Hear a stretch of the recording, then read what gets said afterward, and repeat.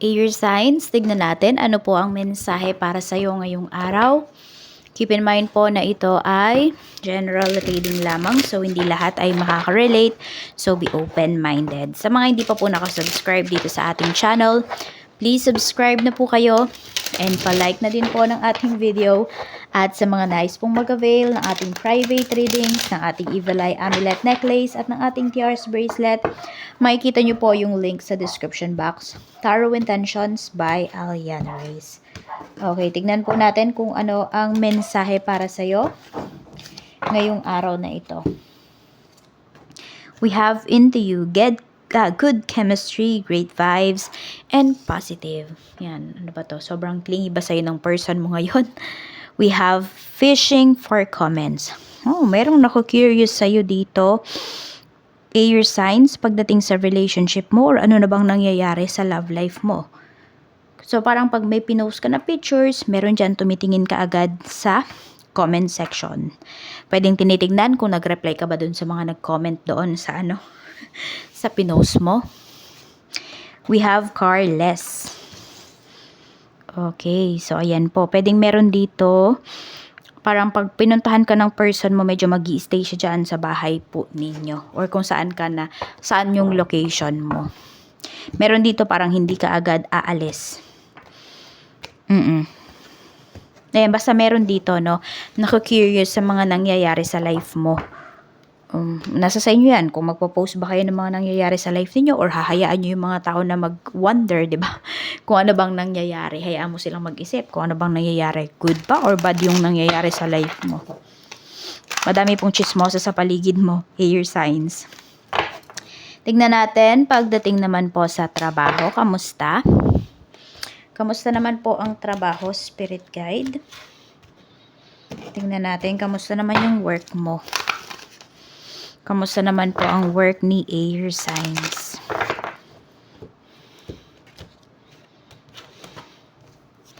We have Ace of Wands. Okay, maganda yung work energy na pinapakita sa iyo dito. For some of you, may balak ba kayong mag-abroad? Kasi pwedeng isa to sa pinapakita pagdating sa work po ninyo. Baka may offer kayo sa abroad. So, grab nyo daw yung opportunity na yan. Two of Wands. So, more on abroad yung pinapakita dito. Baka maraming air signs na nasa abroad. Or meron nga kayong opportunity. Pero for some of you kasi, pwedeng kayo mismo yung tumatanggi. Or meron naman dito, dahil nga may nag-i-evil eye sa inyo dito, baka na-i-post ninyo, or meron kayong mga nasabihan na pupunta kayo ng ibang bansa, mag-a-apply kayo, nai-evil eye siya. Oo. Kaya hindi natutuloy. Kaya ayan po yung iba sa inyo, pwedeng 2 to 3 times na kayong sumubok, pero hindi kayo lagi nakakaalis. Kaya manahimik po kayo, air signs, kapag meron kayong mga ganyang pinaplano. Mga may current work naman, okay naman po. Ayan, siguro ang nakaka-stress lang sa'yo dito yung mga co-workers mo. Baka sila lang yung nagbibigay ng stress sa'yo. Pero pagdating naman dun sa mismong trabaho mo, is okay ka naman kasi alam mo naman yung ginagawa mo. Tignan natin pagdating po sa business. Kamusta naman ang sales? Ayan, malaki ba ang sales ngayong araw? Temperance. Medyo may, may delays dito sa sa negosyo ninyo. Pero pinapakita naman, maganda naman yung kita, tuloy-tuloy naman siya. Kaya lang kasi pwedeng hindi siya, parang hindi siya maramihan. Okay? Kunwari isang tao, malaki ka agad yung kikitain mo dun sa tao na yun. Hindi. Pwedeng pa konti-konti lang, ganon. Parang, I don't know, kung patingi-tingi lang yung mga, bumibili sa'yo ngayong araw na to. Pero as long as meron naman, hindi ba? Meron namang benta, okay naman po. Hindi ko nga lang nakikita na ganun kalaki talaga yung sales ninyo for today. Check natin, ano pa yung mensahe. Spirit guide, mensahe pa po. We have perfect fit. Sabi dito, finding the right path, the fit with the soul, the ideal job. You're meant to be here. Okay, so for some of you, ayun nga, pwedeng ito, yung, meron din dito, yung ilang beses nang nag-try ng mga ibang bansa, pwedeng hindi nga natutuloy, pwede po kasi na hindi talaga kayo para doon. So, ang kailangan nyo gawin, mas i-appreciate nyo na lang kung ano ba yung trabaho na mayroon kayo.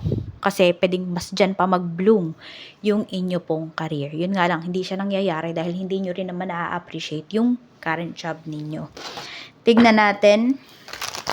Pagdating sa kaperahan. Okay, ano bang gastos ngayon?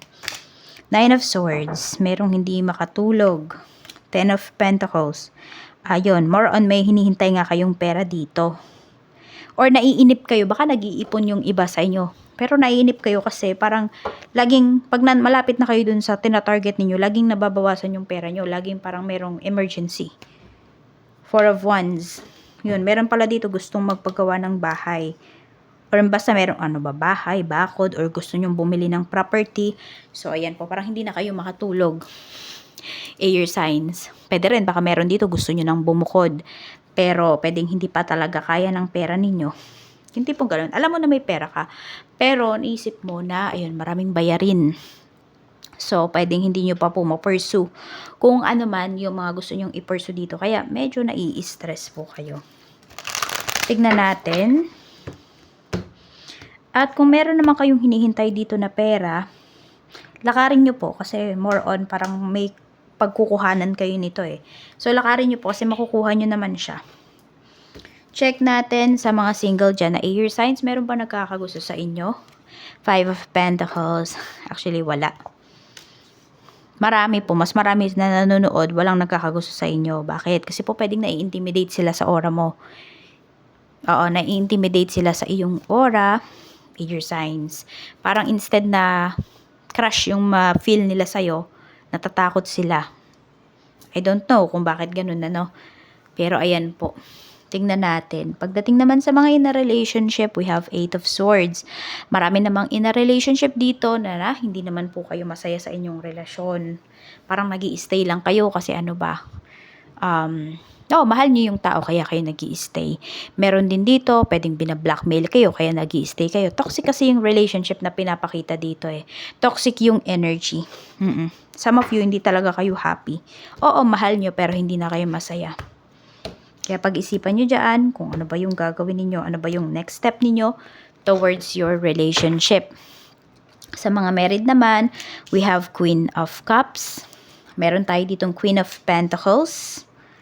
Tapos, meron tayo ditong Knight of Swords. Parang meron kayong pinagseselosan. Or kung asawa mo to, yan, meron siyang pinagseselosan. Baka po pag-awayan nyo ito. Kaya, ayan po. I don't know din kung meron laging pumupunta sa bahay nyo. Parang naniningil. Di ba alam ng asawa mo na may utang ka? So, ayan po. Isa po yan sa pwede ninyong pag-awayan. Air signs. So, yan lang po yung mensahe para sa'yo ngayong araw. Maraming salamat po. Mag-iingat kayo always and more blessings to come.